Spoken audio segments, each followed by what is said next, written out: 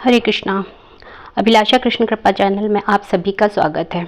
आज हम वाल्मीकि रामायण बालकांड में आगे की कथा सुनेंगे। चूंकि राम भगवान शिव के धनुष को देखना चाहते हैं, अतः मैं उसे उनके सामने लाऊंगा।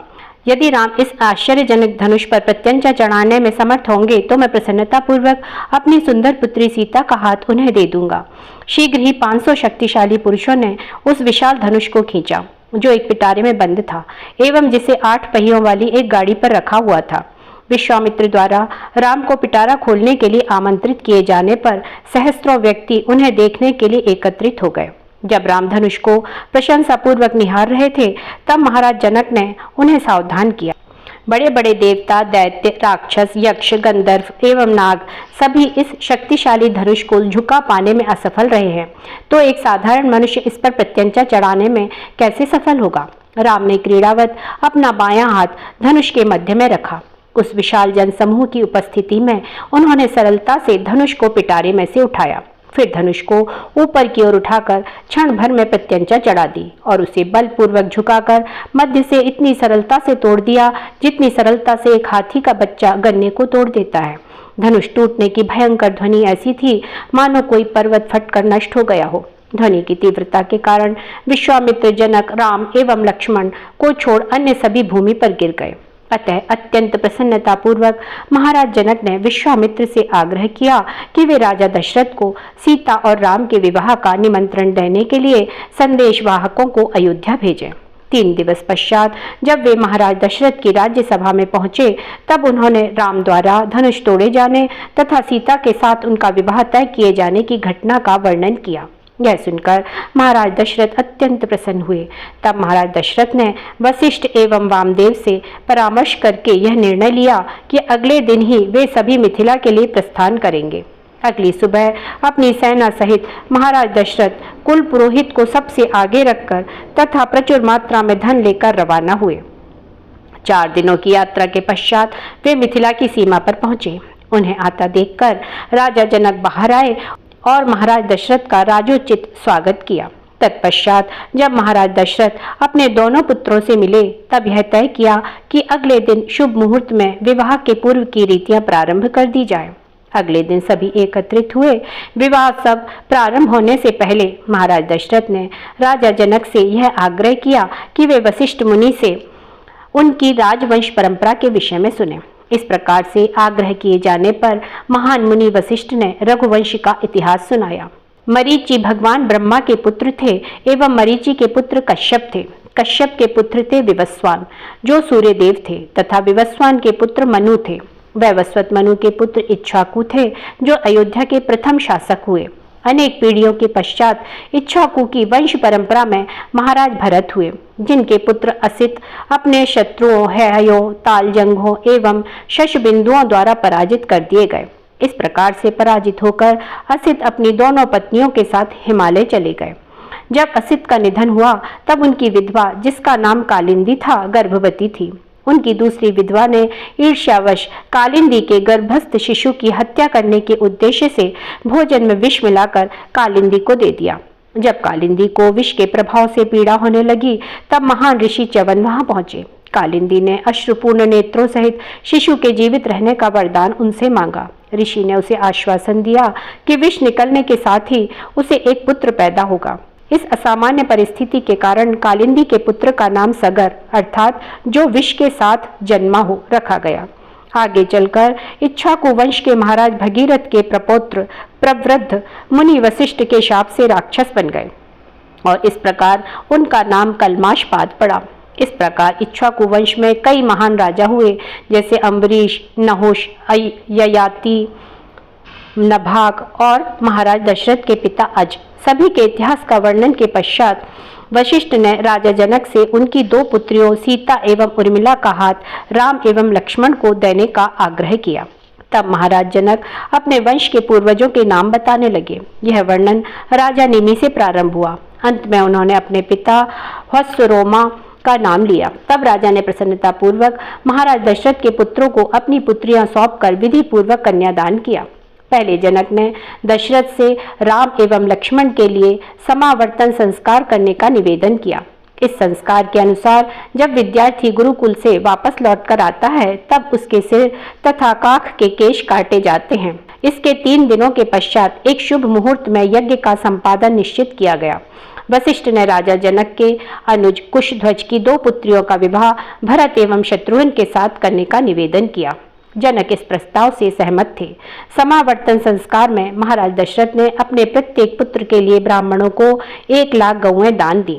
तत्पश्चात विवाह के लिए निश्चित तिथि को विजय नामक शुभ मुहूर्त में वशिष्ठ ने महाराज जनक के पास जाकर कहा, हे राजन, कौशल नरेश अपने 4 पुत्रों सहित बाहर उनकी प्रतीक्षा कर रहे हैं।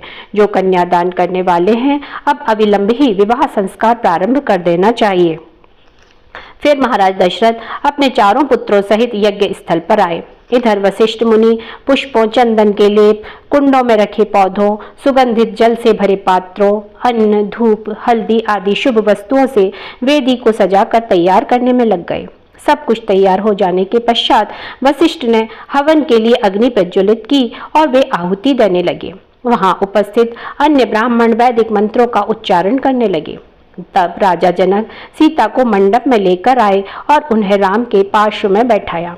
भावुक होकर कांपते हुए स्वर में जनक ने कहा, हे कुलीन राजकुमार, यह मेरी पुत्री सीता है। कृपया आप इसका हाथ लेकर इसे अपनी जीवन संगिनी के रूप में स्वीकार करें। सीता सभी पवित्र गुणों की खान है। यह जीवन भर आपके प्रति समर्पित रहेगी तथा आपकी छाया की भांति आपकी विश्वास पात्र बनकर रहेगी।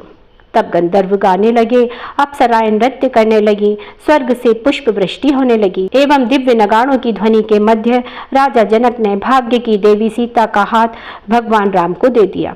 तत्पश्चात राजा जनक ने लक्ष्मण को उर्मिला, भरत को मांडवी और अंत में शत्रुघ्न को श्रुतकीर्ति का हाथ सौंपा। तत्पश्चात 4 भाइयों ने अपनी अपनी नवविवाहिता पत्नियों का हाथ लेकर 3 बार अग्नि की परिक्रमा की। फिर उन्होंने राजा जनक एवं ऋषियों की भी परिक्रमा की। सीता को पाकर जो पूर्ण माधुर्य एवं सदाचार की साक्षात मूर्ति रूपा थी, राम को असीम संतोष एवं प्रसन्नता का अनुभव हुआ। उसी प्रकार सीता को भी अपने प्रियतम राम को पाकर अपूर्व आनंद हुआ, जो उनके हृदय के स्वामी थे एवं सौंदर्य, बुद्धि, वीरता एवं श्रेष्ठता के प्रतीक थे। सीता एवं राम प्रकृति, अवस्था, व्यवहार, सौंदर्य तथा रूप में समान रूप से दिव्य गुणों से संपन्न थे। इस प्रकार एक दूसरे को अपना हृदय समर्पित करके सीता एवं राम उसी प्रकार शोभायमान प्रतीत हो रहे थे जिस प्रकार भगवान विष्णु अपनी दिव्य संगिनी लक्ष्मी के साथ होते हैं। भव्य विवाह उत्सवों का आनंद आज भी सर्वत्र उठाया जाता है। भगवान ने कृपा पूर्वक स्वयं यह प्रदर्शित किया है कि स्त्री पुरुष सफल विवाह का आनंद ले सकते हैं जब वे भगवत सेवा के उद्देश्य से संग करें। श्वान एवं बिल्लियों की भांति मनुष्यों का संयोग मात्र यौन संतुष्टि के लिए नहीं होना चाहिए, क्योंकि पशुओं के पथ पर भय, पीड़ा एवं पुनर्जन्म विद्यमान है। दिव्योत्सव समाप्त होने के पश्चात विवाह दल ने रात्रि को विश्राम किया। अगली सुबह विश्वामित्र मिथिला छोड़कर हिमालय के लिए चले गए।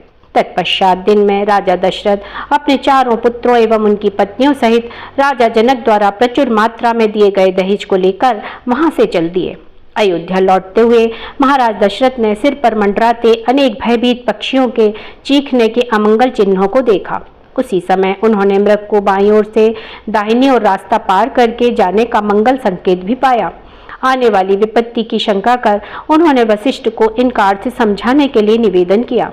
ऋषि ने उत्तर दिया, चीखने वाले पक्षी संभावित आपत्ति का संकेत देते हैं, किंतु बाएं से दाहिनी ओर मृग का जाना यह संकेत देता है कि इसमें चिंता करने की कोई बात नहीं है।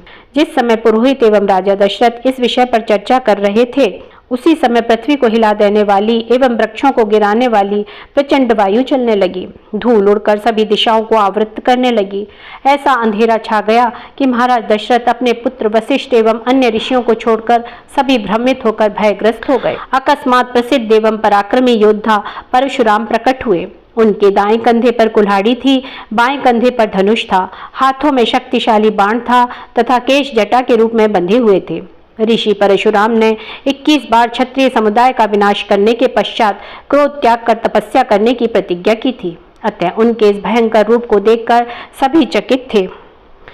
जब ऋषिगण उनके पुनः क्रोधित होने की बात को लेकर आश्चर्यचकित थे, तभी जमदग्नि के पुत्र परशुराम ने भगवान राम को संबोधित करते हुए कहा, भगवान शिव के धनुष को तोड़कर तुमने निश्चय ही वीरतापूर्वक कार्य किया है, किंतु मैं उससे भी विशाल धनुष लेकर आया हूँ जो भगवान विष्णु का है। यदि तुम स्वयं को एक महान वीर समझते हो तो यह धनुष लो और इस पर प्रत्यंचा चढ़ाओ।